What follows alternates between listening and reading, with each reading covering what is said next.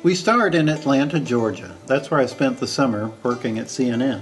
Eatonton is only 80 miles away to the southeast. I drove through the town years ago, but before I knew Alice Walker grew up there.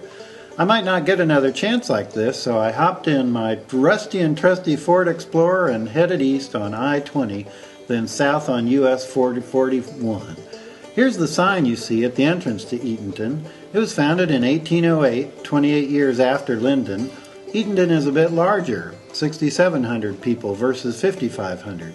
It calls itself the dairy capital of Georgia. The state says several towns claim that honor. I didn't have a map of Eatonton, but I had dug up one address in my online searches for Alice Walker, 105 Sumter. I headed into town. I'd passed the downtown area and was heading out the other side of town when I spotted this log cabin and signs identifying it as the Uncle Remus Museum. Eatonton doesn't consider Alice Walker its most famous resident. That honor belongs to Joel Chandler Harris, a newspaper man in the 1800s who created the Uncle Remus stories. Uncle Remus was black. Harris called him a darky in the bigoted language of the day. He spoke in a dialect that's a bit difficult to read today. Many of the stories are African folk tales passed from slave generation to slave generation. The most famous character in the Uncle Remus stories is Brer Rabbit. As the plaque says, born and bred in the briar patch, he survives by his wit, his courage, and his cunning. Brer Rabbit. Back into town I went and found Sumter Street. Here's 105 Sumter. I figured that empty sign out front used to say something like Alice Walker House or home of the famous author Alice Walker or some such thing. I went around to the back and noticed it looked pretty run down. A parking lot was behind me with county vehicles. The house must be used by the county government now, I guessed. All the while, I'm trying to imagine Alice Walker and her family, who were black, living in this house, which sits across the street from the county courthouse. When she was growing up, a neighborhood like this in Georgia would be reserved for whites.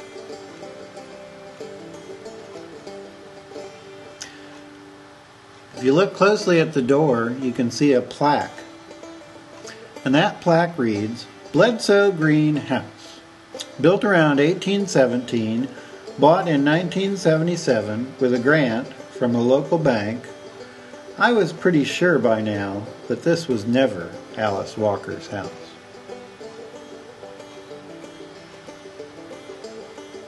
So I got in my trusty Ford and drove around. One thing you notice in Eatonton is the mansions. They are impressive. This is a part of Georgia that General William Sherman rode through on his famous March to the Sea. He burned a lot, but he left a lot too. This is another mansion just up the street from the first. I like it better, but the first has a killer front walkway.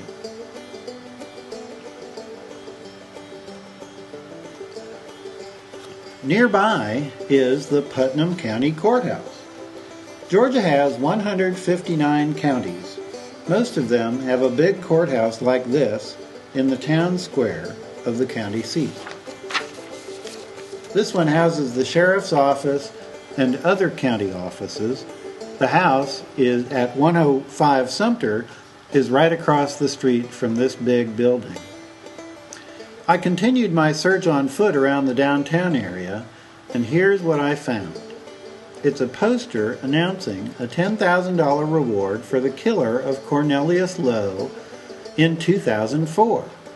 What caught my eye was the address where the killing took place, on a path between Alice Walker Drive and Dickey Drive. A clue! I found a small map of Eatonton in a real estate flyer and drove to the corner of Walker and Dickey. And this is what I found. Nothing really. Nothing that connected it to Alice Walker. Just a house and the street sign. I drove on down Alice Walker Drive to get back to the center of town and ran into this, Butler Baker School. The name was familiar. I had read it somewhere in my online search for Alice Walker information.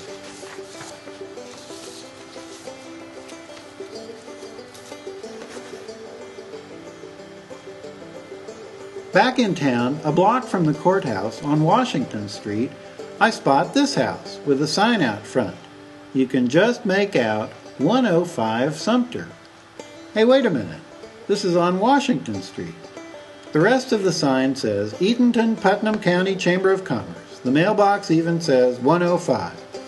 The Chamber of Commerce was closed. It was a Sunday, but there was a brochure rack outside, and in addition to some Uncle Remus information, the rack offered an Alice Walker brochure. And the brochure presented an Alice Walker driving tour. I was finally near the end of my quest.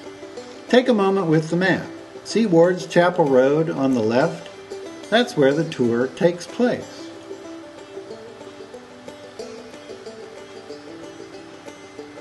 Now take a look at a close-up of the map in the brochure.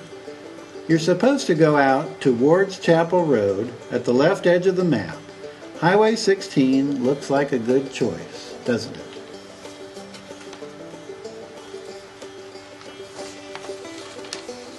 So you head west on Highway 16.